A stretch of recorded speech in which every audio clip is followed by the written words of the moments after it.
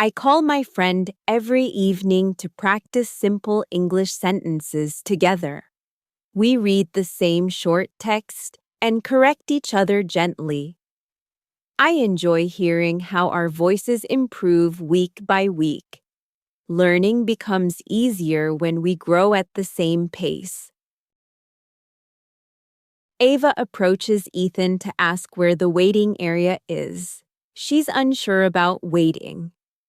She asks slowly, "Where is the waiting area?" Ethan points the way, and Ava feels more confident. My boss asked me to join a dinner with an English-speaking guest. When the waiter handed me the English menu, my hands felt heavy. I ordered something simple, afraid to make mistakes. Watching my boss speak so easily made me decide I must upgrade my English if I want to grow. One day, while eating peacefully at a restaurant, I realized I wasn't scared of the English menu anymore. I could talk to the waiter naturally. I smiled to myself, remembering all the awkward moments that had pushed me here. Those small pains were the price of my new confidence.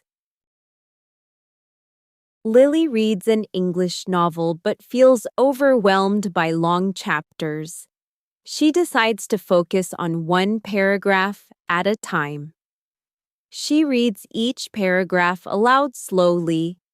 This method helps her understand better. Grace tells a tourist about a small local festival happening nearby. She explains what they can expect. The tourist seems excited to attend. Grace feels proud sharing culture. I stand in front of the mirror and read a short English paragraph out loud. I watch my face and mouth as I speak. I feel more aware of how I sound and look. The mirror quietly becomes my speaking partner.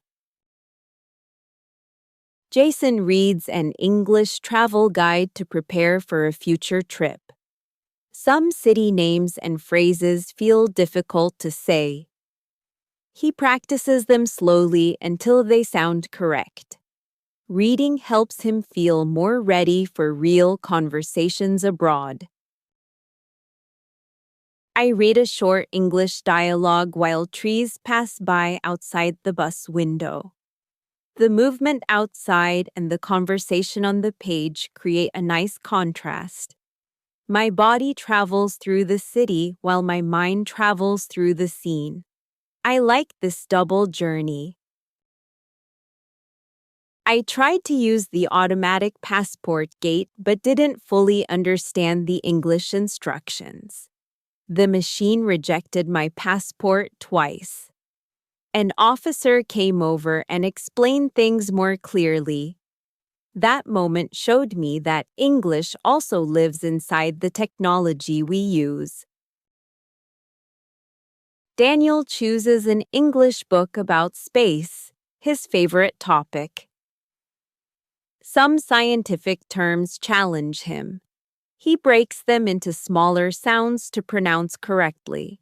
The interest keeps him motivated. The check-in staff asked me a long question in English, and I only understood half of it. I smiled awkwardly and said, "Sorry," twice. She repeated slowly, and I finally managed to answer.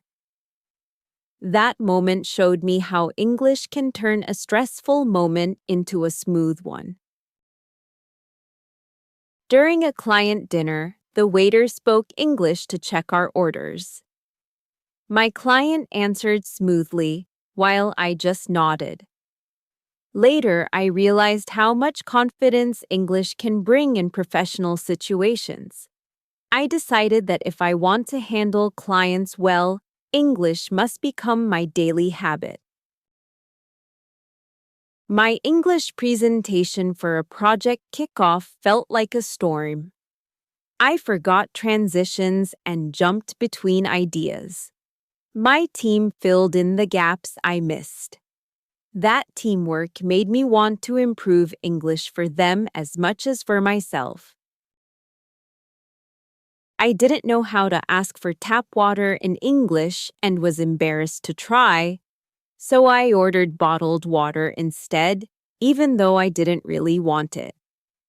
It was a small decision, but it stayed with me. I realized that lacking English can quietly change my choices every day. The city is still half asleep when an early riser opens a small English book.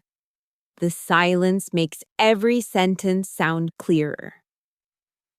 They are going to enjoy this quiet time before the world wakes up. Early hours give the mind a clean, open space to grow.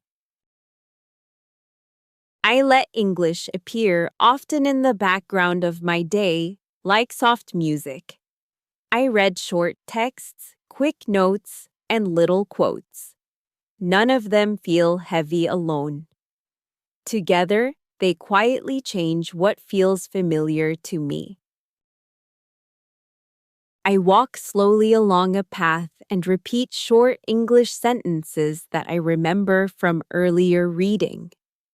I match my steps to the rhythm of the words. The movement keeps me relaxed. The sentences start to feel like part of my pace. Ryan wants to ask Grace what time the service ends. He hesitates over service. He asks, "What time does the service end?" Clearly. Grace responds kindly, This is the brief on extensive reading. It just might be the simplest way to get your language skills to the next level fast. If you want to boost your English skills quickly and effectively, well, research shows one of the best things you can do is read a lot of easy, fun material. First up, what is extensive reading, or ER? It just means picking books that are easy for you, so you're not stopping to look up every word. The whole point is to read for pleasure, without interruption. Your brain just absorbs the language naturally. You become a sponge, not a calculator. Okay, but does it work? Oh yeah. Second, the benefits are proven worldwide. A recent 15-week study in Vietnam found students who did extensive reading just blew past the others. Their reading speed and understanding improved way more. It shows that reading a lot of easy stuff is more effective than struggling through hard stuff. So how do you find the right books? Finally, the trick is to use graded readers, books simplified for language levels. The magic number? Aim for books where you know about 98% of the words. That sounds high, but it's the sweet spot where you can fly through the text and guess new words from context. Learning feels automatic, not frustrating. By reading easy, interesting stories regularly, you can acquire language skills naturally and, honestly, almost effortlessly. Olivia practices switching topics quickly. She listens to a prompt and answers briefly. Members change topics fast to challenge her. She feels her reflex improving. At night, I choose one short English text that feels kind or hopeful. I read it slowly and let the feeling sink in. I do not study. I simply receive. English helps me close the day in a gentle way. Daniel helped a tourist understand different drink options. He describes which ones are sweet or bitter. The tourist chooses easily. Someone steps onto the balcony and opens an English quote saved earlier. The fresh air clears their thoughts. They are going to repeat the quote once more. Evening learning settles softly into the mind. I dim the lights and choose a very simple English passage at night. I do not need to prove anything. I just want to enjoy reading. The softness of the text matches the softness of the light. English becomes part of my way to slow down. During the Q&A, I panicked when someone asked an unexpected question in English. I answered in short, incomplete phrases. Afterward, I reviewed the situation in my mind and saw how English limited my confidence. That moment made me start practicing spontaneous speaking.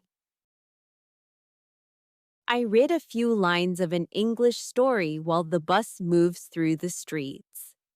The short ride feels more useful when I learn something new. I notice that old words look more familiar every week.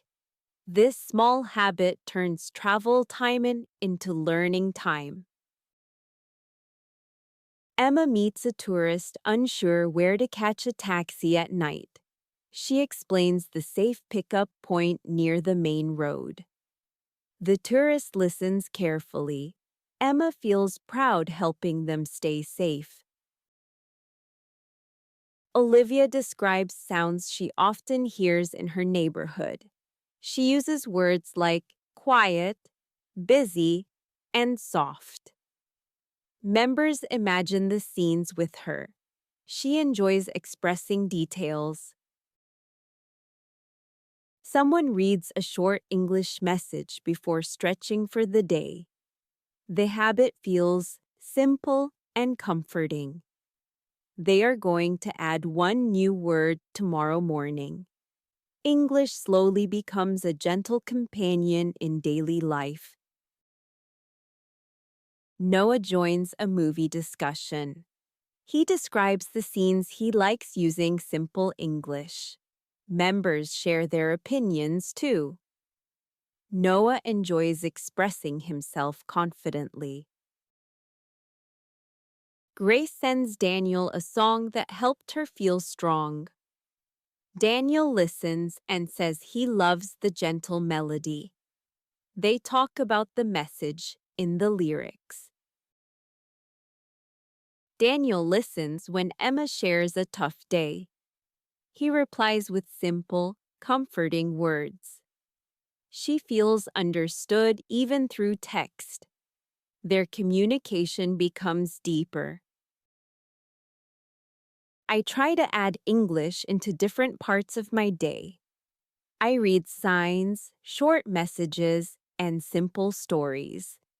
I enjoy seeing how often English appears around me. These daily touches make learning natural and enjoyable. I tried asking the cashier if she could break a large bill, but my English sentence was messy. She still understood and helped me. That kindness made me want to speak English more clearly next time. It was a small moment, but meaningful. Daniel asks Emma what the weather is like for her. She describes the cool morning. He shares that his city is warm today. Jason wants to find the meeting room and asks Olivia. He worries about meeting. He says, "Where is the meeting room?" slowly. Olivia guides him, boosting his confidence. Mia needs to ask Lucas about the bus ticket price. She worries about saying ticket correctly. She asks, "How much is one ticket?" slowly and clearly. Lucas responds kindly, and Mia feels more confident. Olivia needs to tell Ethan her destination. She fears saying the street name incorrectly. She slowly says, "Please go to River Street," focusing on each sound. Ethan nods and Olivia feels at ease. Jason recommends a perfect place to watch sunset. He explains the timing and the view. The tourist becomes excited to go. Jason enjoys sharing beauty spots.